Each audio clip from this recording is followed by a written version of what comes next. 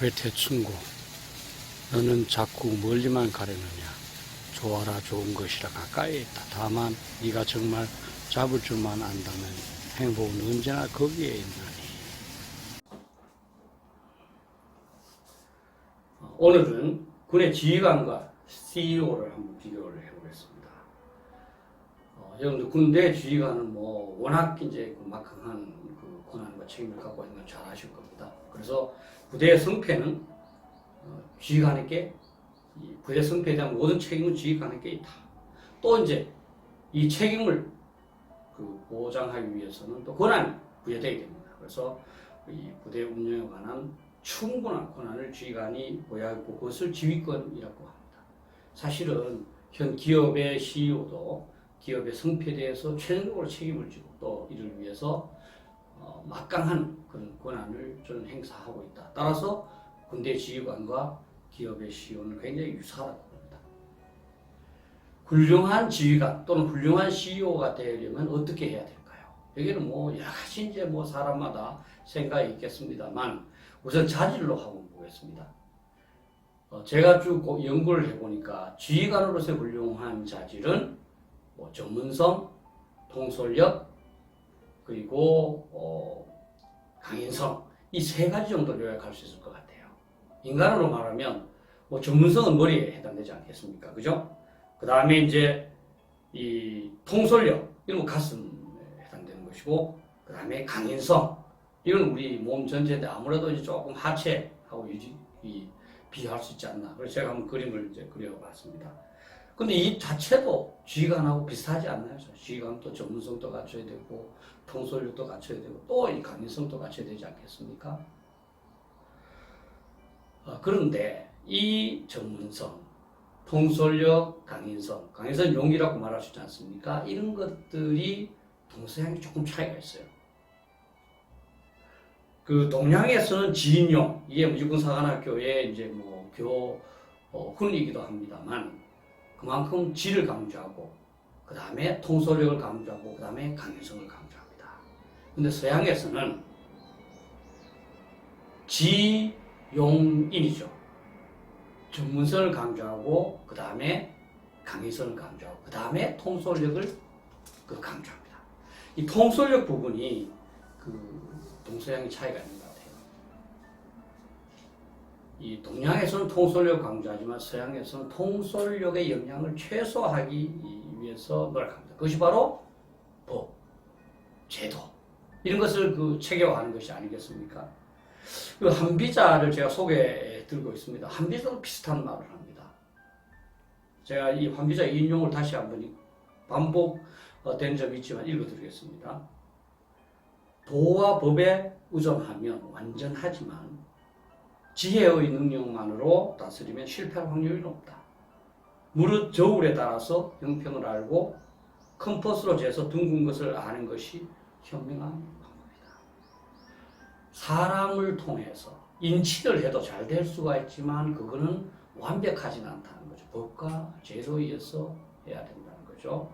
자, 저울에 달지 않고도 손으로 대략 이게 5kg이구나 알 수 있지만 저울에 분명히 달아봐서 확실하게 알아야 된다는 것이고, 컴퍼스 없이도 동그랗게 그릴 수 있지만 반드시 컴퍼스를 서서 그려야만 확실하다는 거죠. 예를 들면 이제 통솔력 중시한 사례가 주로 이제 거론되는 게 오기회입니다. 어떤 이제 엄마가 편지를 받았는데 자기 아들이 자랑을 하지 않습니까? 오기 장군인데 자기가 등에 종기가 났을 때 입을 빨아줄 정도로 나를 사랑하더라. 그러니까 이 엄마가 옵니다. 왜냐하면 얘네 아버지가 똑같은 사랑을 받고 오기 장군을 위해서 죽음을 무릅쓰고 싸우다가 죽었다는 겁니다. 그럼 또 아들도 오기 장군한테 감복해서 이렇게 싸우다가 죽을 것 아니냐. 근데 사실 지휘관으로서 얼마나 많은 사람들을 이렇게 계속 종기를 빨아주고 돌보면서 마음을 다 사로잡겠습니까? 그건 안 되는 거거든요. 그래서 지휘관은 사실은 부하들 하나하나 그렇게 사랑으로 감화시키는 것도 불필요하다고는 볼 수 없지만 그건 굉장히 비효율적이고 또 사실 현실적으로 불가능하다. 그래서 법과 제도, 그 신상 필벌을 통해서 이 통솔의 어떤 필요성을 최소화하는 것이 중요하다. 그것이 바로 저는 서양의 이제 어떤 접근 방법이고, 그래서 동서양이 싸웠을 때 서양이 계속 이기지 않았나, 저는 이렇게 생각합니다. 추가적으로 저는 지휘관과 CEO한테 저는 기회비용을 한번 말씀드리고 싶습니다. 여러분들 기회비용은 알지 않습니까? 여러분들이 어떤 은행에 5%짜리 예금을 했는데 돌아서서 옆은행을 보니까 6%짜리 이자를 주더라. 그러면 내가 선택 한번 잘못하는 바람에 1%의 손해를 본 거 아니겠습니까? 그런데 여러분들께서 한번 자문해 봐야 될 것이, 내가 CEO를 해서 5%의 이익을 올렸다. 5% 이익을 올렸으니까 잘했다고 볼 수 있겠죠. 그렇다면 내 경쟁자였던 A가 만약에 이 CEO를 했을 때 5%밖에 못 올렸겠느냐, 또는 10% 올렸겠느냐. 10%를 만약 올렸을 것이라고 생각한다면 제가 5%의 기회비용을 이 회사에 끼친 거죠. 그래서 여러분들께서 내가 과연 우리 회사에 최선의 결과를 산출하고 있는가, 아니면 조직에 기회비용을 초래하고 있지 않는가, 항상 자문해야 됩니다. 따라서 여러분들 주변에 쉽지 않지만 여러분들보다 훌륭한 사람이고 많은 이익을 낼 수 있다. 그럼 그런 사람한테 양보를 해야 되는 겁니다.